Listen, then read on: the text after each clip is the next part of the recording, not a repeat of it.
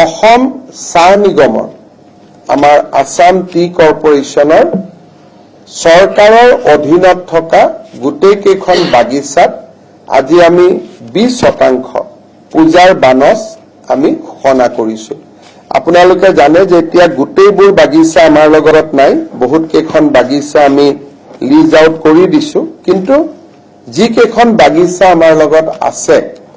আৰু লিজৰ ডিউৰেশ্যন চাই যিটো সময়লৈকে চৰকাৰৰ লগত আছিলে এই গোটেই সময়খিনিৰ কাৰণে আজি আমি 20% পূজাৰ বানচ চৰকাৰে ঘোষণা কৰিছে আৰু এটা ইনষ্টলমেণ্টতে আমি এই গোটেই পূজাৰ বানচ দিবৰ কাৰণে সিদ্ধান্ত গ্ৰহণ কৰিছো। অসম চাহ নিগমৰ আমাৰ আসাম টি কৰ্পোৰেশ্যনৰ চৰকাৰৰ অধীনত থকা গোটেই কেইখন বাগিচাত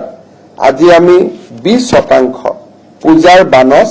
আমি ঘোষণা কৰিছো। আপোনালোকে জানে যে এতিয়া গোটেইবোৰ বাগিচা আমাৰ লগত নাই, বহুত কেইখন বাগিচা আমি লিজ আউট কৰি দিছো, কিন্তু যি কেইখন বাগিচা আমাৰ লগত আছে আৰু লিজৰ ডিউৰেশ্যন চাই যিটো সময়লৈকে চৰকাৰৰ লগত আছিলে এই গোটেই সময়খিনিৰ কাৰণে আজি আমি 20%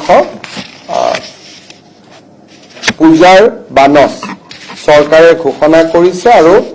এটা ইনষ্টলমেণ্টতে আমি এই গোটেই পূজাৰ বানচ দিবৰ কাৰণে সিদ্ধান্ত গ্ৰহণ কৰিছো। অসম চাহ নিগমৰ আমাৰ আসাম টি কৰ্পোৰেশ্যনৰ চৰকাৰৰ অধীনত থকা গোটেই কেইখন বাগিচাত আজি আমি 20% পূজাৰ বানচ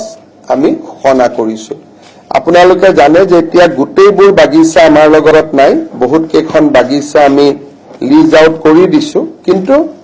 যি কেইখন বাগিচা আমাৰ লগত আছে আৰু লিজৰ ডিউৰেশ্যন চাই যিটো সময়লৈকে চৰকাৰৰ লগত আছিলে এই গোটেই সময়খিনিৰ কাৰণে আজি আমি 20% পূজাৰ বানচ চৰকাৰে ঘোষণা কৰিছে আৰু এটা ইনষ্টলমেণ্টতে আমি এই গোটেই পূজাৰ বানচ দিবৰ কাৰণে সিদ্ধান্ত গ্ৰহণ কৰিছো।